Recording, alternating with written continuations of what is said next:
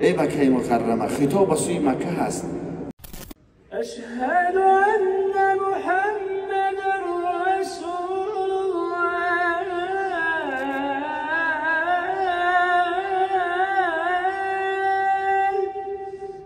له الملك وله الحمد وهو الله اکبر.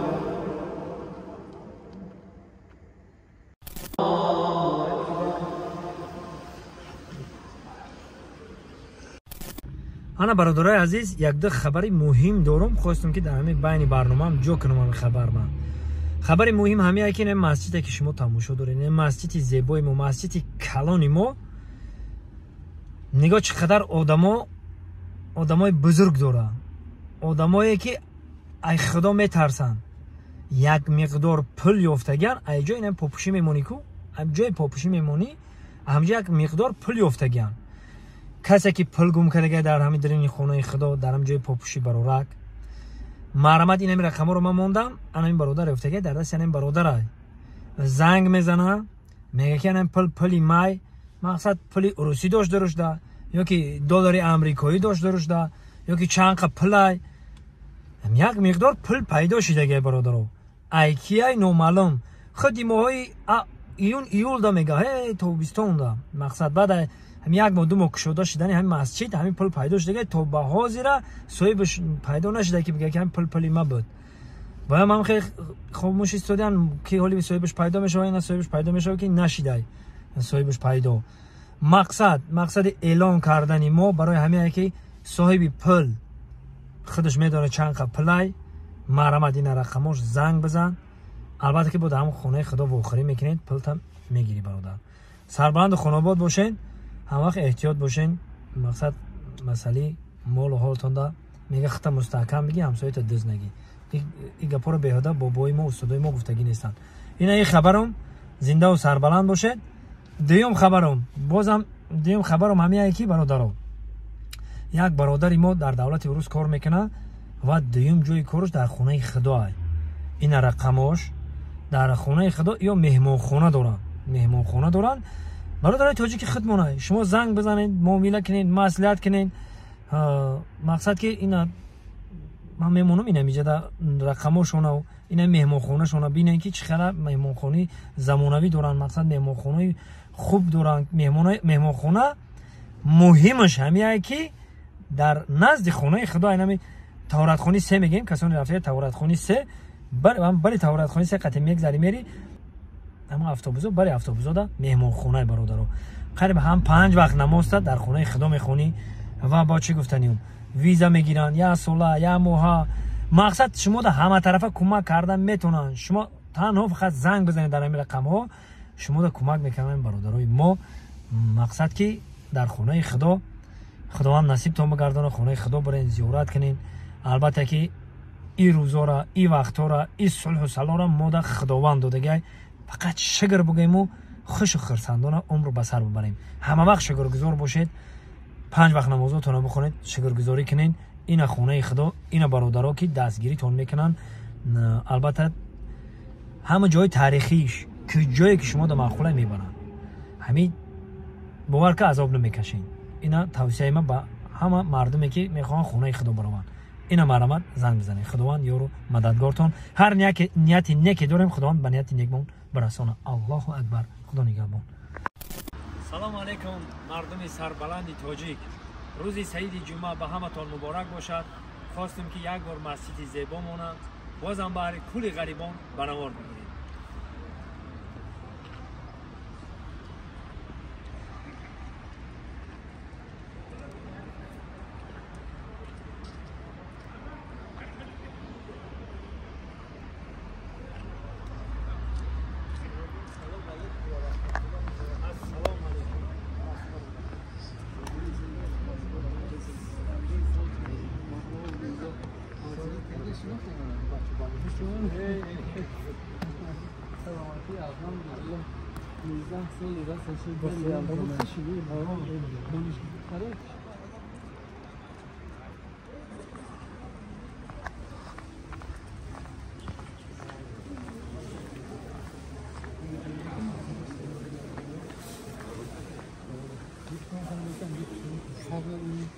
best, lovely.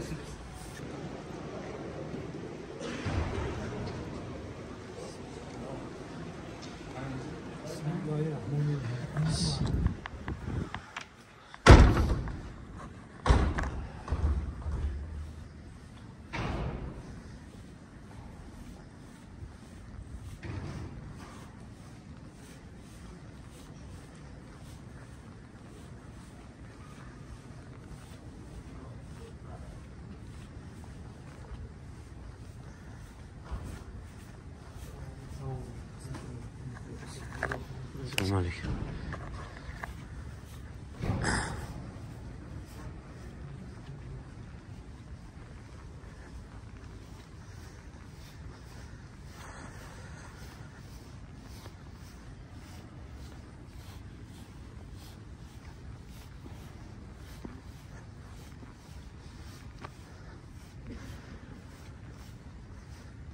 برادر عزیز دیدین همین بوش آخی دیگر جای گم نیست. آنچه که عیان است حاجت به بیان نیست. این اختار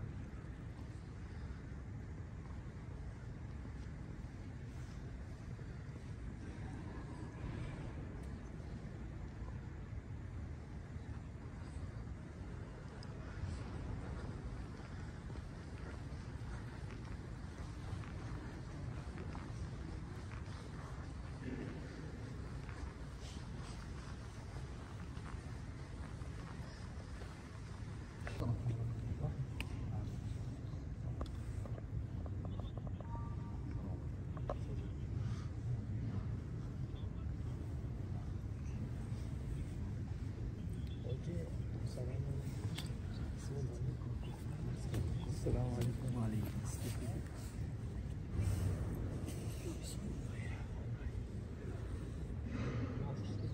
أنا برادرای عزیز خیلی ملای کلانی همین مسجد ما تندرستی و سلامتی عمر دراز نصیب و روزیشان بگردان.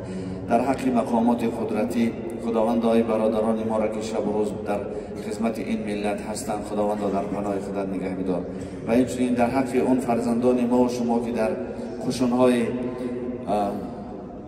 سرحدی و در قشون‌های حربی خدمت وطن مادر را انجام داده ایستادن فرزندان ما و شما هستند. خداوند دعا کنیم که آنها را خدایا در پناه خودت نگه می‌دار و صحت و سلامت با یک سری بلند و پیش پدر و مادر را نصیب و روزیشان می‌گردانی. آمین یا رب العالمین.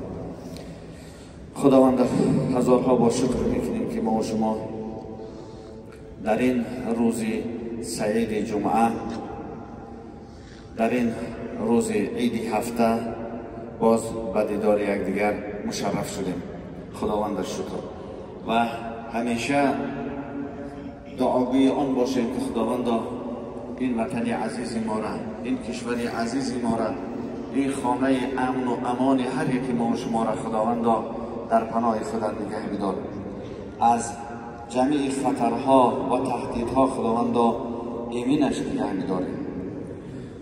چون ما همیشه افتخار از ملت داریم، از وطن وطنداری دولتداری میکنیم، باید بدانیم که ملت چیست. ملت در تعبیر امروزه واحد بزرگ انسانی است که جماعت‌ها و قوم‌های انسانی را به فرهنگ و آگاهی مشترک به هم پیوند می‌دهد.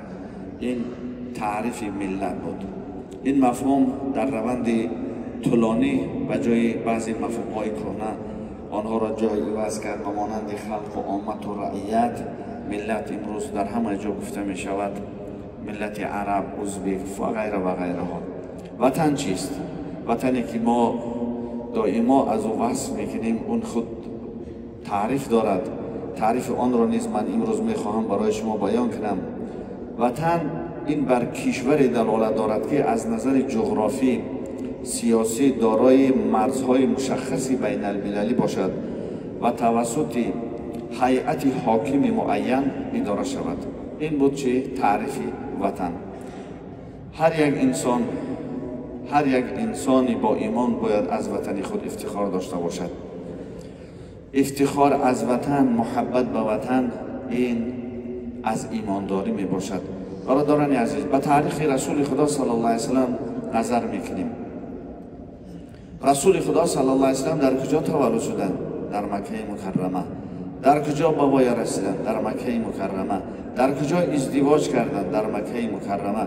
در کجا مبعوث شدند؟ در مکه مکرمه.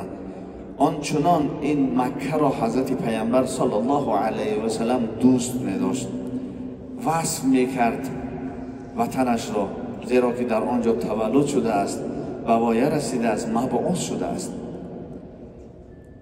و این وطنش افتخار می کرد. حتی که وقتا مشرکین مکه رسول خدا صلی الله علیه و سلم از مکه مکرمه پیش کردند، پیامبر خدا صلی الله علیه و سلم هجرت کرد، میخواستند او را به قتل برسانند. رسول خدا در غار ثور پنهان شد.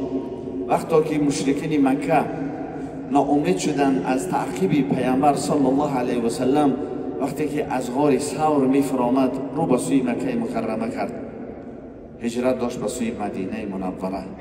قریب 450 کیلومتر بین مکه و مدینه است. با دو دیده گریان رو به سوی مکه مکرمه کرد و چی گفت؟ ما اطیبک من بلد و احبک الی ولولا ان قوم اخرجون منک ما سکنت غیرک. این سخنی تاریخی رسول خدا صلی الله علیه و سلم نسبت وطنش است. مکه، تو اینقدر زیبا هستی،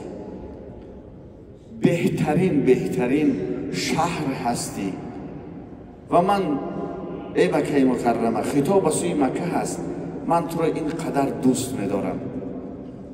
ای مکه، اگر این قوم من مرا از تو پیش نمی کردند، من اصلا از تو خارج نمی شدم. من هیچ جا را بجز تو برای سکونت انتخاب نمی کردم. با دو گریان پیامبر خدا صلی الله علیه و سلم به مکه مکرمه خطاب کرد. معلوم بود که در گذشته نچندان دور شهروندان بعضی کشورهای تحت تاثیر افراطگرایان چیکارهایی کردند؟ مقابل دولتشان، مقابل ملتشان قیام نمودند، کوشش کردند تبادلات دولتی کنند و دیدیم در نتیجه شهرها خراب شدند، خانه ها خراب شدند، سوزانده شدند. برادران عزیز، وقتی که در جامعه علم و فرهنگ، دانش ارزش خود را گم کند، جای او را کی میگیرد؟ البته جای او را خرافات پرستی، جهالت میگیرد. خرافات و افراطگرایی و جهالت سبب نابودی دولت و ملت است. از چند بار هم گفتیم از خرافات اکستریمیسم فقط یک وجه راه مانده است. افراطگرایان میخواهند با هر راه و وسیله مردم را به خرافات پرستی میل بدهند. خداوند عزیز و مهربان برای آگاه کردن هر یک ما و شما از افعال این افراطگرایان و تروریستان، خداوند در سوره حج آیه 8 و 9 خیلی زیبا میفرماید: استعیذ بالله و من الناس من یجادل فی الله بغیر علم ولا هدى ولا کتاب منیر ثانی عطفه لیضل عن سبیل الله له فی الدنیا خزي و نذقه یوم القیامة عذاب الحریق. صدق الله العظیم. خداوند میفرماید از میان مردم کسانی هستند، گروهی هستند که در باره خدا بدون داشتن علم، بدون داشتن هیچ دانش و هدایت و کتاب روشن دعوا میکنند، به داشتن دلیل و حجت دعوا میکنند، با تکبر و سرکشی مردم را میخواهند که گمراه سازند.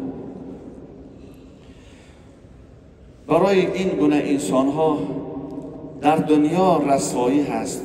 خدا چنین شخصیت هایی را که مردم گمراه میکند رسوا میکند و در قیامت باشد برایشان در عذاب سوزاننده، عذاب سخت آنها را انتظار می باشد.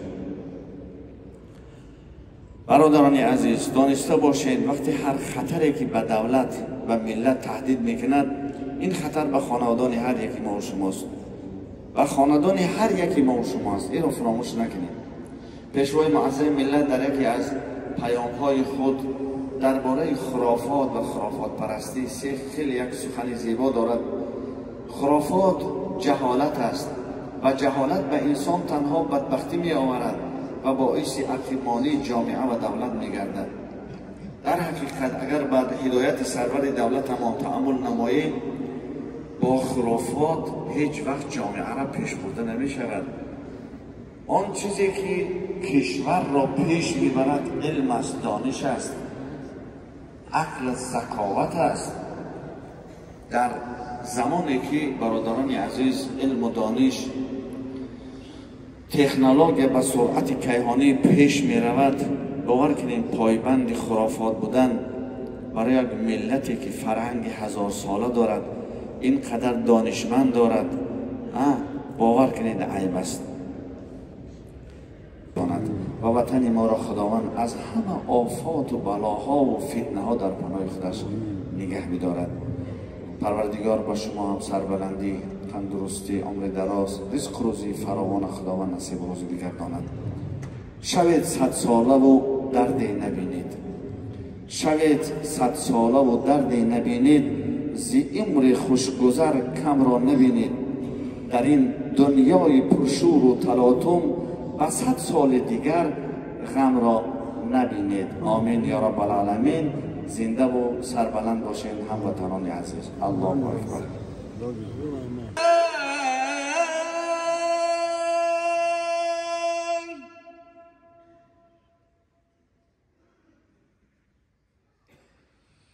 حي على الصلاة.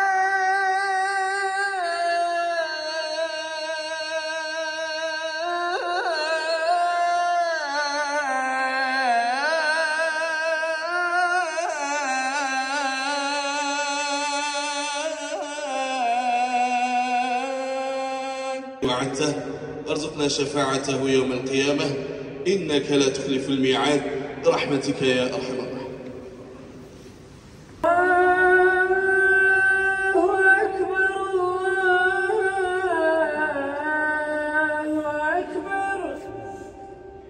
أشهد أن لا إله إلا الله.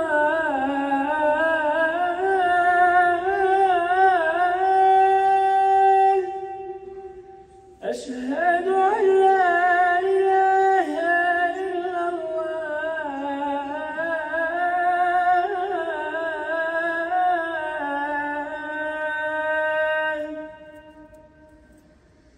أشهد أن محمدًا رسول الله.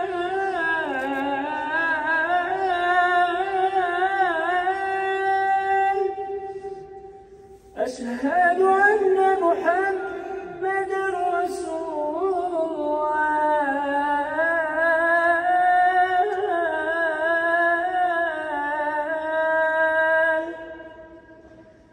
حي على الصلاة.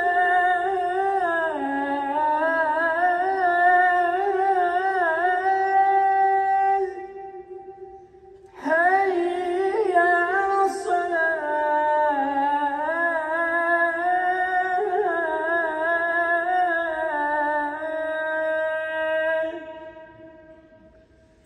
حي على الفلاح.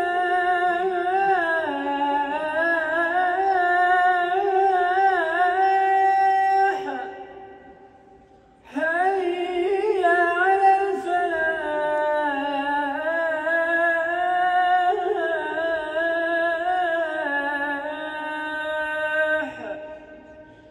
الله أكبر.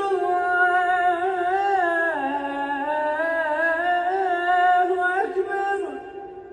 لا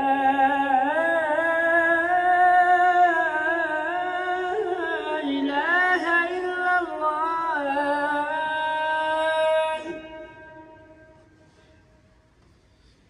الحمد لله. الحمد لله الذي خلق السماوات والأرض وجعل الظلمات والنور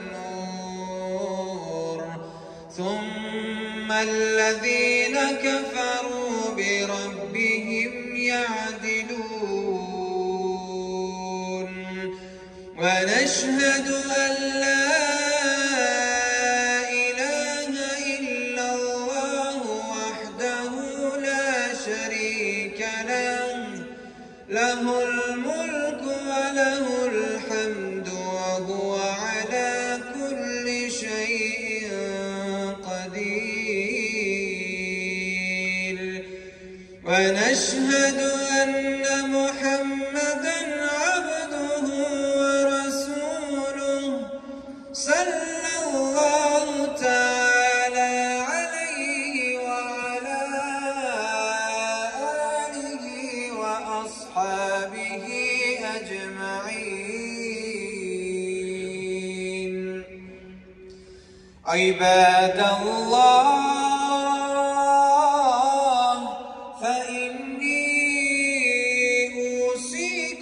ونفسي بتقوى الله العلي العظيم فاتقوه واعلموا أن الله أمركم بأمر عظيم أمركم بالصلاة والسلام على نبيه الكريم فقال إن الله وملائكته يصلون على النبي يا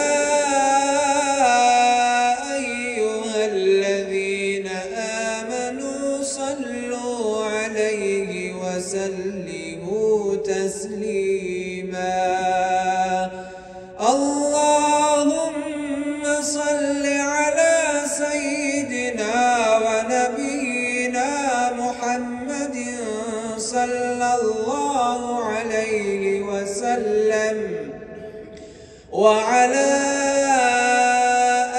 آله وأصحابه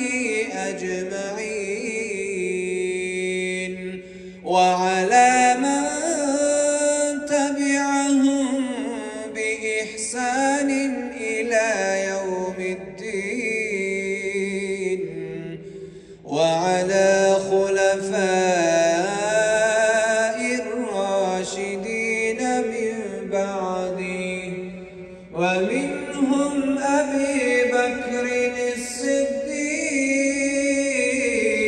الصديق وعمر الفاروق وعثمان ذي النورين وعلي مرتضى رضوان الله تعالى عليهم أجمعين وعن الصحابة وتابعين وتابعيهم بإحسان إلى يوم الدين أعوذ بالله من الشيطان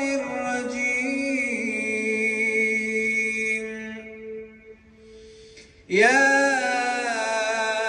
أيها الذين آمنوا اتقوا الله حق تقاته وسلم وعلى آله وصحبه معهم سفر برابر کنیم برادر و ایش نکنیم صفای پیشرفت کنیم در دو پهلوی مسجد خالی هستند و ایش نکنیم تقسیم شیم پهلوی مسجد خود کنیم سفر رو به ترتیب کنید و ایش نکنیم تلفن های موبیلیتون یا خاموش کنید یا بصدا کنید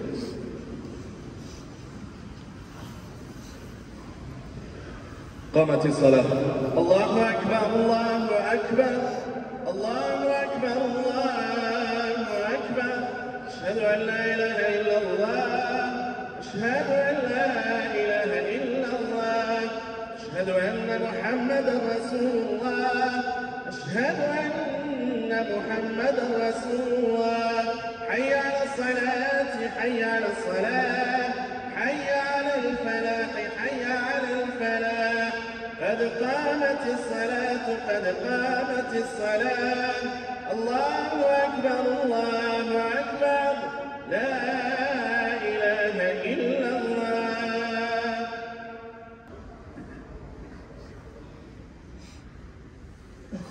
الله أكبر.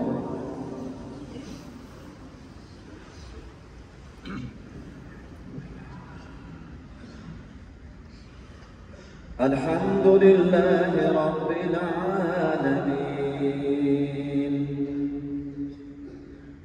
الرحمن الرحيم مالك يوم الدين. إياك نعبد وإياك نستعين. اهدنا الصراط المستقيم صراط الذين أنعمت عليهم غير المغضوب عليهم ولا الضالين.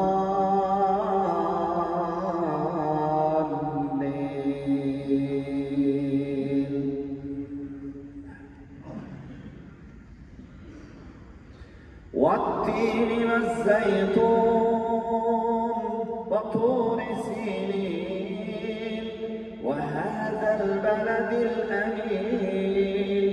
لقد خلقنا الإنسان في أحسن تقويم ثم رددناه أسفل سافلين إلا الذين آمنوا وعملوا الصالحات فلهم أجر غير ممنون.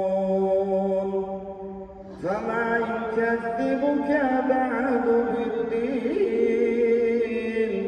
أليس الله بأحكم الحاكمين.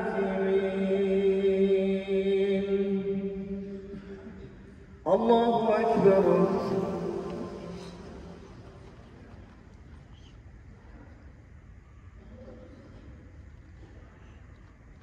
سمع الله لمن حمده. الله أكبر.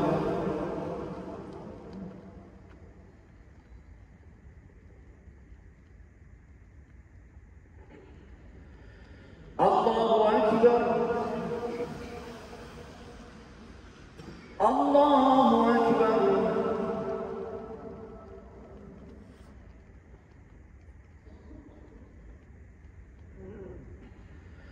الله أكبر.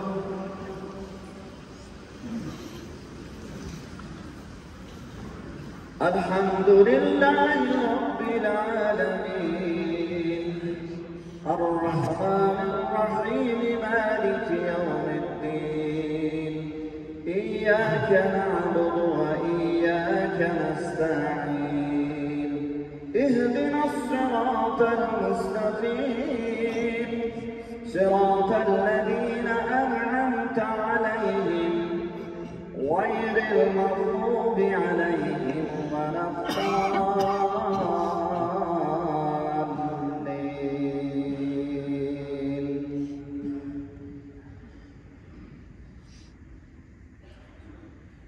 إذا زلزلت الأرض زلزالها وأخرجت الأرض أثقالها وقال الإنسان ما لها يومئذ تحدث أخبارها بأن ربك أوحى لها.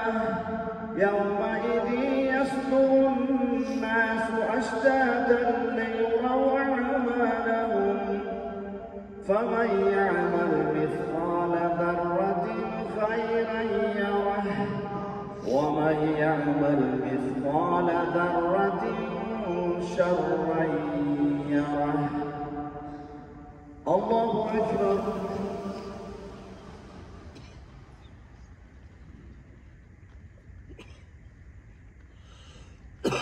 سمع الله لمن حمده الله أكبر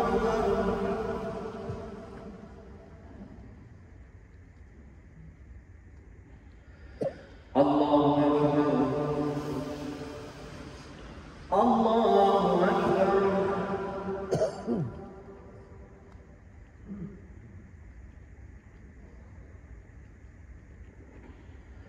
الله أكبر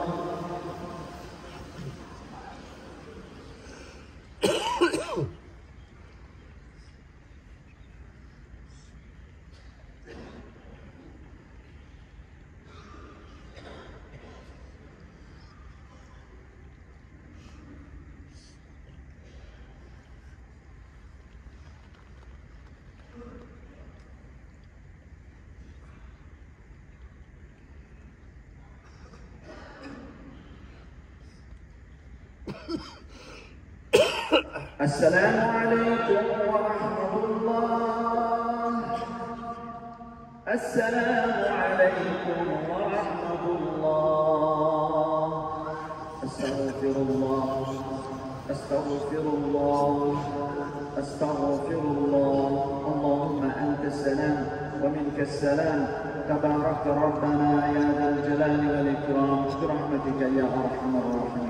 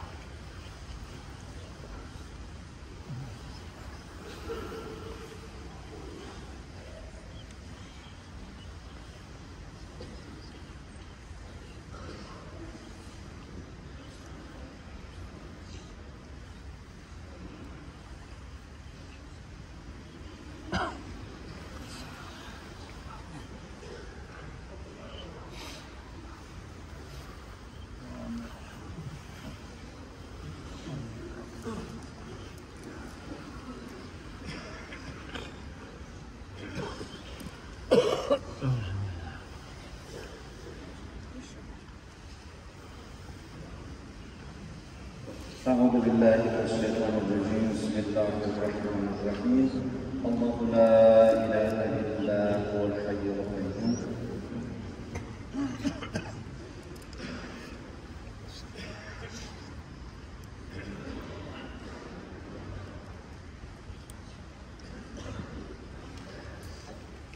سبحان الله.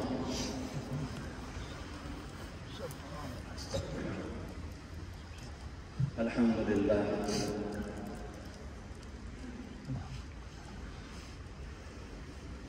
الله أكبر.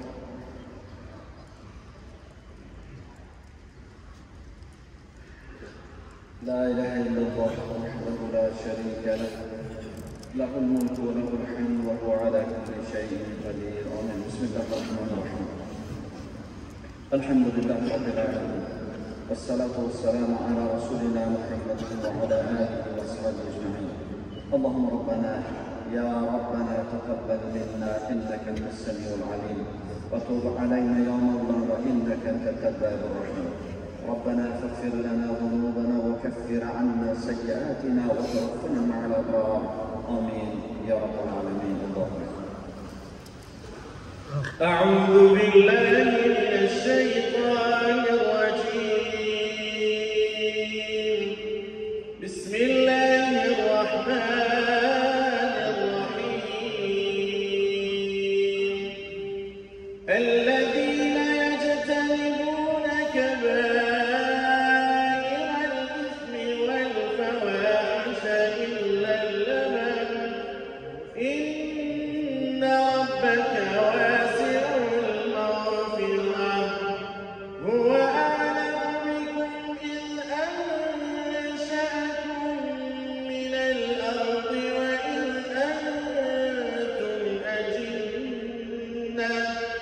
وإذ أنتم أجنة في بطون أمهاتكم فلا تزكوا أنفسكم هو أعلم بمن اتقى.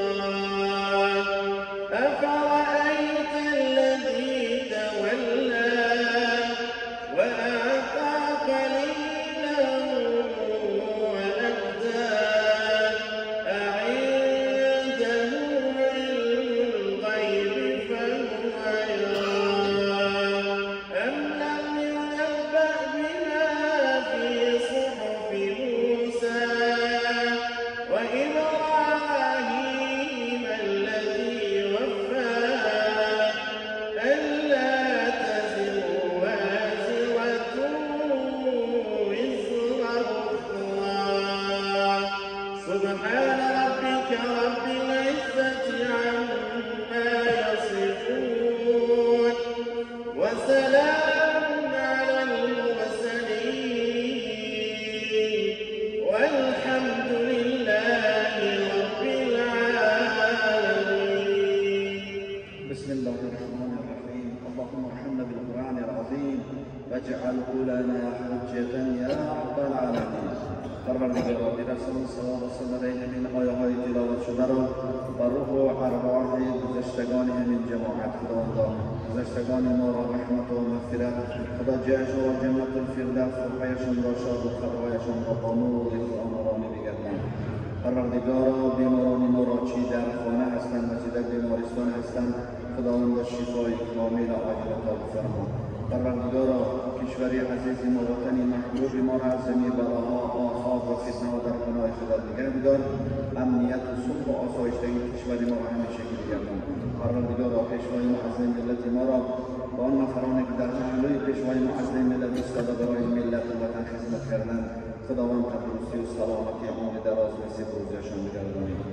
پروردگارا همه این دست برداشتگان را تندرستی و سلامتی، عمر دراز، سعادت، سربلندی و در کسب کارشان برکت و رزق و روزی فراوان و فرزندان خوب و صالح و صالحه برایشان نصیب و بگردانید.